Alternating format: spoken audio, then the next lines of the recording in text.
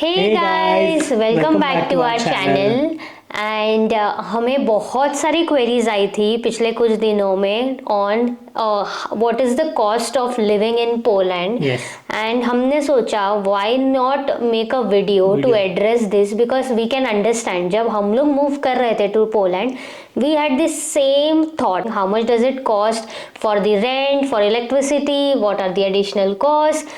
So we thought based on our experience, because अभी हमें 1 साल हो गया है पोलैंड आए हुए, अभी हम लोगों को अंदाज़ा लग गया है चीज़ों का कि क्या चीज़ के प्राइसेस कितने फ्लक्चुएट करते हैं एंड ट्रेंड्स भी थोड़ा मालूम पड़ गया है कि रेंट कितना है क्या है एंड यूटिलिटीज़ कितना आती है, क्योंकि हम we didn't wanted to make a video before because utilities में बहुत इंपॉर्टेंट चीज़ होती है मेनली ड्यूरिंग विंटर्स, जहाँ पे हमारा हॉट वाटर का कंजम्पशन, हीटिंग का एक्स्ट्रा कॉस्ट, ये सारी चीज़ें बढ़ जाती है. तो to give you a fair idea, इसलिए हमने सोचा कि this is the correct time. So let's start the video and let's get through it. So the first thing, let's categorize these expenses so that we can talk in detail. सबसे पहले जो हमें address करना है is the rent part.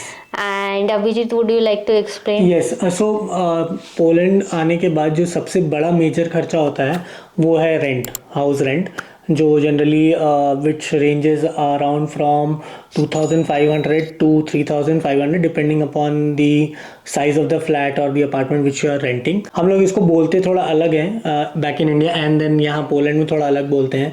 Like in India 1 BHK is 1 bedroom hall kitchen, but यहाँ पे studio apartment को 1 BHK बोलते हैं because they treat hall as a room. So जैसे हमारा ये 1 bedroom किचन है in terms of Indian, but यहाँ के हिसाब से this is 2 BHK and on an average studio apartment जो आपको पड़ता है वो it ranges about 2,000 to 2,500 PLN and apart from the utilities. So we'll come to that part. This is just the rent without the utilities and the bills, the electricity, heating and everything. Yes. And इसमें भी दूसरा catch है, if you're living alone, I mean with family or you are sharing. So अगर आप share कर रहे हो तो obviously वो रेंट एंड बाकी सारी यूटिलिटीज़ भी डिवाइड हो जाएंगी, तो वो टॉपिक को भी हम लोग कवर करते हैं. सो टू स्टार्ट विद नॉर्मल, अगर आप 1 BHK इंडिया के हिसाब से अगर ढूंढ रहे हो तो it ranges from 3,000 to 3,500 near the centre in the vicinity of 1.5 kilometres of the centre.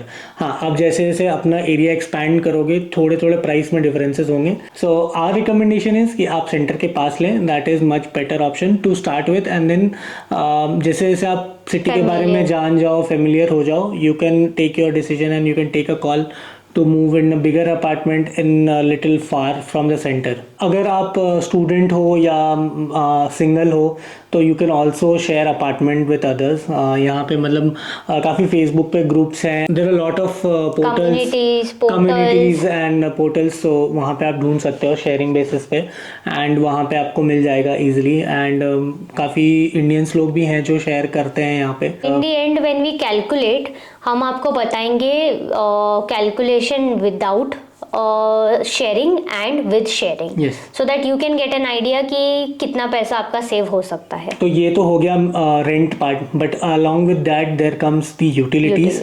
तो यूटिलिटीज में क्या क्या चीज़ इनक्योर होती है, आपके गार्बेज डिस्पोजल, फिर आपका हो गया waste water, then cold water, hot water which is मतलब जो आपके टैप में आता है. बाय द वे यहाँ का टैप वाटर भी आप पी सकते हो. यूरोप में tap water is drinkable. And then comes the major cost जो कि हीटिंग कॉस्ट है. अभी हीटिंग में भी 3 कैटेगरीज है. अगर आप सेंट्रलाइज हीटिंग पे हो which comes from the government and आपके घर में रेडिएटर्स लगे होते हैं and it starts on the certain temperature bars, जब ऊपर नीचे होता है एंड उसकी इंटेंसिटी भी उसी हिसाब से बढ़ती है. जब टेम्परेचर माइनस में होता है तो उसकी इंटेंसिटी बहुत ज़्यादा हीट करता है and that's how it works. So heating का अगर हम बोले तो heating is very necessary and आपको ठंडी में लगती ही है, तो उसका एक एडेड बिल आता है at least for the first year, because आपके लिए ये ठंड न्यू होगी, मे बी हार्श हो सकती है. Exactly. You will require and you will use heating no matter how many clothes you wear, Yes.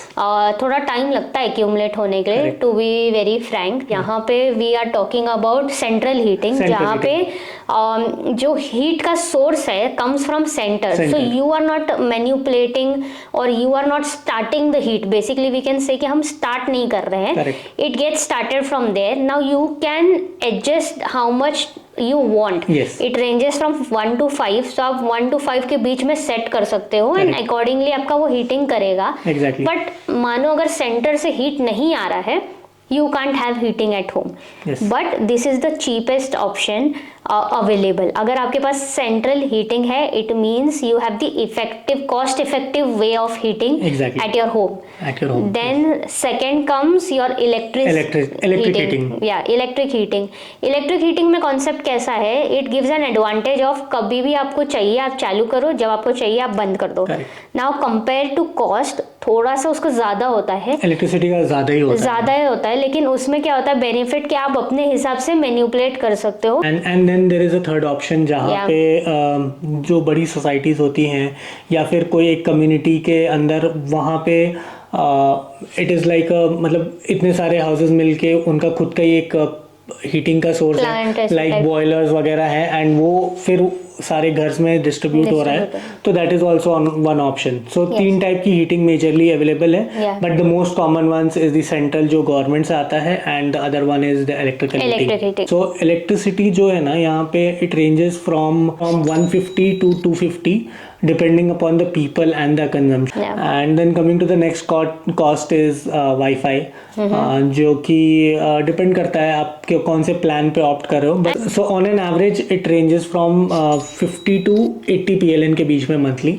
Now coming to the cost, so अगर हम पूरे यूटिलिटीज देखें, फिक्स होते हैं, कुछ वेरिएबल होते हैं, जैसे फिक्स्ड में आ गया आपका गार्बेज डिस्पोजल, आपका सोसाइटी के चार्जेस एंड आपका WiFi. So these are the fixed cost per month, but water consumption, heating and आपका इलेक्ट्रिसिटी ये वेरिएबल होगा। विंटर्स में ऑफकोर्स ये ज़्यादा हो जाता है एंड समर्स में थोड़ा ये कम होता है। तो ऑन एन एवरेज अगर हम लेके अगर इसको चले तो it turns out to be 500 to 600 per month on an average. तो टू समराइज कि आपका जो मेजर कॉस्ट है, अगर आप 2 लोग रह रहे हो एक घर में, like an husband and wife, एक फैमिली है, तो अगर आप 2 BHK यहाँ के हिसाब से लेते हो, which is it turns out to be 3,500 to 3,600 monthly. ये आपका एक fixed amount of rent and utilities मिला के हो जाता है। Also we would like to highlight कि इट ऑल्सो डिपेंड्स कि आप कौन से सीजन और मंथ में पोलैंड मूव कर रहे हो, बिकॉज सम मंथ्स जो कॉलेज ज्वाइनिंग का टाइम होता है उस टाइम पे रेंट थोड़ा शूट अप होता है, तो उस टाइम अगर आप फ्लैट्स ढूंढोगे तो आपको कंपैरेटिवली थोड़े महंगे मिलेंगे। Coming to the second point which is grocery, as an Indian I would say कि ग्रॉसरी में भी 2 पार्ट है, एक जो आप नॉर्मल यहाँ के ग्रॉसरी स्टोर से शॉपिंग करते हो और एक जो आप इंडियन स्टोर से करते हो। ऑन एन एवरेज जो मंथ का एक्सपेंस होता है on groceries from the local stores like Biedronka and Auchan, it is around 400 zlotys per month and इसमें आपकी सारी चीज़ें आ गई। Now coming to the Indian stores, वो आपका 400 to 500 या 600 भी हो सकता है, depending upon your usage and आपको कितना डिपेंडेंसीज है, आप कितना आपको चीज़ें चाहिए। बिकॉज बहुत लोगों को हम ये भी जानते हैं जो ओनली टेक नेसेसिटीज, तो कुछ लोग को हम ये भी जानते हैं जो जो प्रेफर करते हैं like rice and atta to be taken from Indian store. So थोड़ा आपका लाइक अस, सो आपका थोड़ा सा कॉस्ट बढ़ जाता है उस केस में। सो अगर आप, और Indian is totally optional, I mean वो कैसा है, it depends upon you and आपको क्या खरीदना है।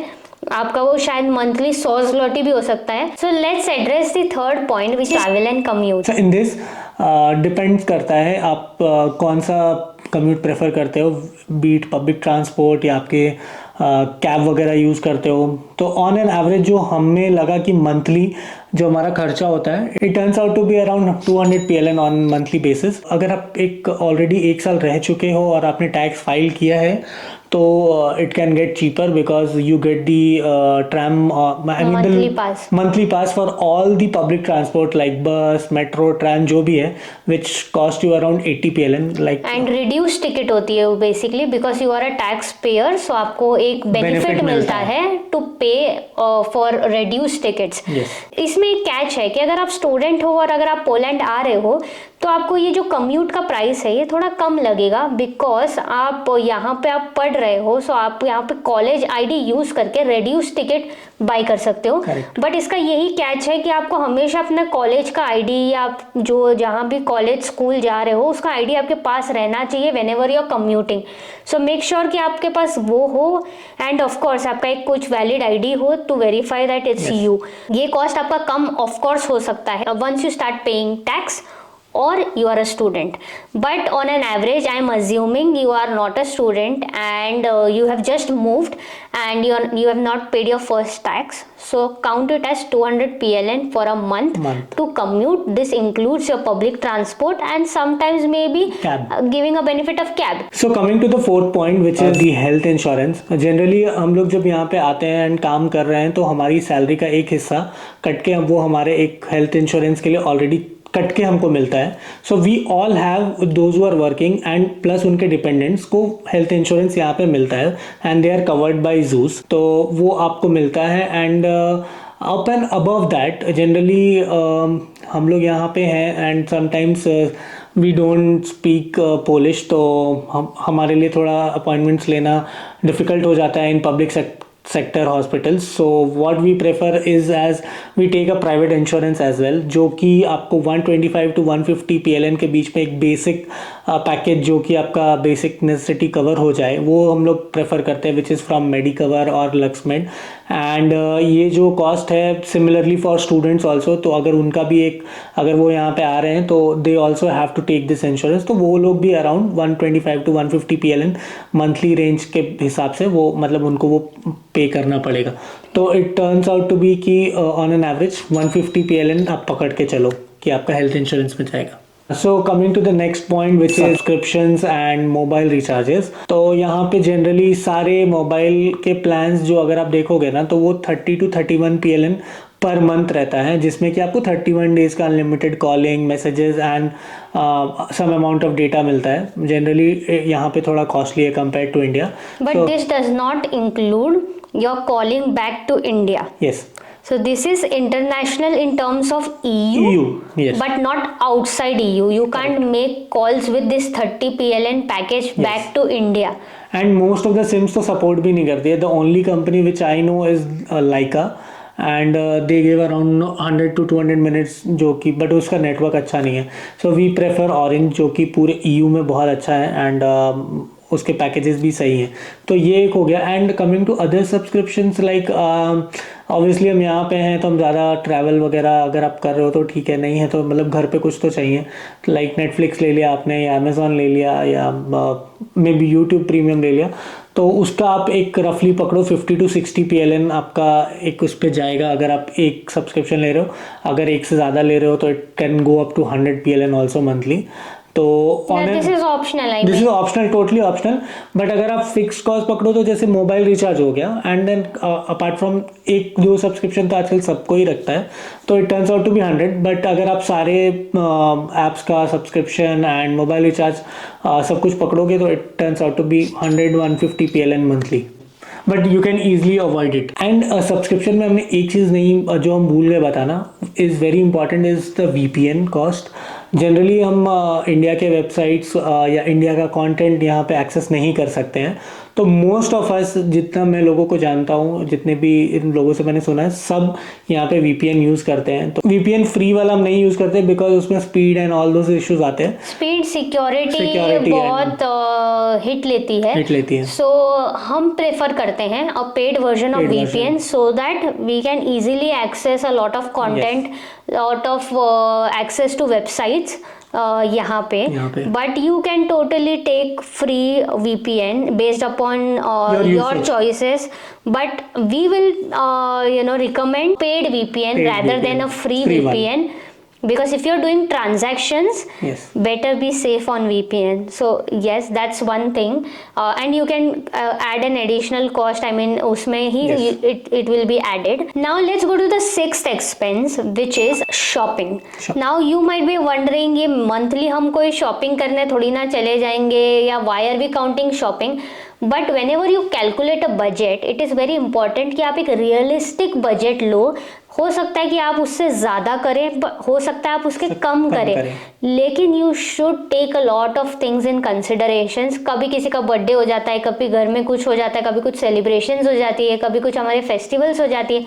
सो शॉपिंग इज़ आपका ऐसा नहीं होगा कि किसी को पसंद होती है, किसी को नहीं पसंद होती है, लेकिन it's always good to keep a slot in your budget for shopping. And it is not just for your clothes, it can be anything, your utilities, you require something in home, आप IKEA चले गए, you have bought a table, you have bought a chair, कुछ भी हो सकता है. So we are keeping that amount, monthly amount for shopping, and that we are keeping it as 500 zlotys. It can be 0 or it can be more based on how often you shop. Yes, जैसे कि अगर आप देखोगे ना तो winters आएगा, आप first winter पे यहाँ पे हो तो आपके खर्चे बहुत बढ़ जाएंगे, क्योंकि आपको विंटर गियर्स लेने पड़ेंगे, कपड़े, shoes and everything, scarf, mufflers, gloves, तो वो सारी चीजें, मतलब आप विंटर्स में सोचो कि यहाँ खर्चा बढ़ जाता है technically. By the way, we have made a video और winter shopping in Decathlon, so make sure you check that out. You may save some bucks while shopping, and we have given a small guide on how to shop in winter, so just to let you know. And yes, coming back, तो हमने इसलिए shopping add किया है so that आपका ये जो छोटे छोटे खर्चे होते हैं मंथली, वो भी रिकॉर्डेड हो, and it is very realistic approach to create a budget.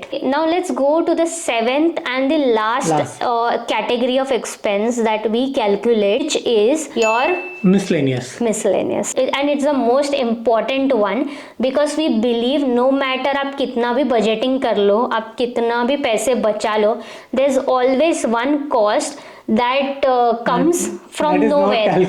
That is not calculated. It can be anything. It can be your medical emergency. So आपका ये miscellaneous, हम नहीं बोलते कि आप इसको खर्चा करो ही, but keep in the budget. Please keep a slot for 500 so that in emergency situations you have that 500 counted in your budget, and if something happens, you have your money. So just keep in mind कि आपको आपका 500 zloty आपको हमेशा आपके bank में या तो आपके रिजर्व में होना चाहिए. And it's kind of, if you don't use it, it's kind of saving that's happening over the months. But yes, we would like to keep 500, and that's what we do. Let's see how much is the cost. अब हम total cost को 3 parts में divide करेंगे. पहला part is assuming you have come here for work and you have come with family of 2 to 3 members. Then your category of expenses are your rent and your utility. Then you have your groceries, have your commute and travel, you have insurance, you have your shopping, and you have your miscellaneous. So keeping in mind all of this, we are calculating around 5,550 zlotys per month on an average. This can be more during winters and less during summers. Coming to the second point, which is you are sharing your rent. Now अगर आप 3,000 zloty पे कर रहे हो for rent and utilities, you can consider कि अगर आप 3 लोग शेयर कर रहे हो, so you can calculate it as 1,000 per month, which makes your total amount to go to 3,550 zloty. Yes, that's how much money that you save when you share an apartment. And that's when people come alone, they try to save some money by living together with people. Third category जिसका हम total बताना चाहेंगे is अगर आपकी company आपको accommodation दे रही है. सो लेट्स से अगर आप आईटी से हो, या इनफैक्ट अगर आप एज अ वर्कर आ रहे हो, मैन्युफैक्चरिंग डोमेन में आ रहे हो, और अगर आपको कंपनी एकोमोडेशन दे रही है, so they take care of your rent and your utilities. So उस केस में क्या हो जाता है, आपका जो टोटल हो जाता है इज अराउंड 2000 zlotys। हाँ, अगर आपका मानो कंपनी बोलती है कि आप रेंट कंपनी पे करेगी एंड यूटिलिटीज आपको करना है बेस्ड ऑन आप कितना यूज कर रहे हो, तो आपके जो यूटिलिटीज का जो हमने आपको बताया आप उसमें वो ऐड कर दो। बट अगर आपका यूटिलिटीज और रेंट दोनों कैलकुलेटेड है तो बेस्ट पॉसिबल सिनेरियो आपका 2000 आपका मंथली एक्सपेंस है। सो या आई होप कि आपको इस वीडियो से कुछ मदद मिली होगी एंड एक आइडिया लगा होगा on the cost of living. Please keep in mind कि इन्फ्लेशंस हर जगह होते हैं एंड जब हम एक कंट्री से दूसरी कंट्री मूव करते हैं तो हमारा जो माइंडसेट होता है वो हमेशा कन्वर्जन का होता है। सो आप अगर कन्वर्ट करते हो तो आज जो आप कन्वर्ट करोगे वो कुछ अलग हो सकता है कि आप 10 दिन बाद करो। सो वो ज़रूर ध्यान में रखिएगा। But yes, according to the inflations आप इसमें थोड़ा ऊपर नीचे पकड़ लीजिएगा। बट एज ऑफ 2024 ये रेट्स है and with I mean growing times थोड़ा ऊपर नीचे जा सकते हैं जैसे हमने बताया। प्लीज कीप इन माइंड जो रेंट है वो सीजन्स पे भी डिपेंड करते हैं। सो यस, आई होप कि आपको ये वीडियो अच्छा लगा हो, आपकी मदद हुई हो, आपको एक फेयर आइडिया लगा हो based on the calculations. And I hope कि अगर आप पोलैंड प्लान कर रहे हो तो आपका थिंग्स वर्कआउट हो and you come to Poland. And अगर आपको हमारा कंटेंट और हमारे जो वीडियो में एफर्ट्स लगे हैं वो पसंद आए हो, सो प्लीज़ लाइक करिएगा video and do subscribe to our channel. It would mean a lot to us. And अगर हमने कुछ मिस आउट किया है और या आपको कोई डाउट है किसी चीज़ टॉपिक में या किसी बारे में आपको जानना है तो please comment down, we will definitely answer your queries. And we have made videos on things to pack, Poland grocery. तो हमने वो सारी माइन्यूट डिटेल्स इस वीडियो में कवर नहीं किए, तो आप वो वीडियोस हमारे जाके डिस्क्रिप्शन सेक्शन से चेकआउट कर सकते हो। And see you in the next one. It's going to be a travel vlog. Thank you for watching.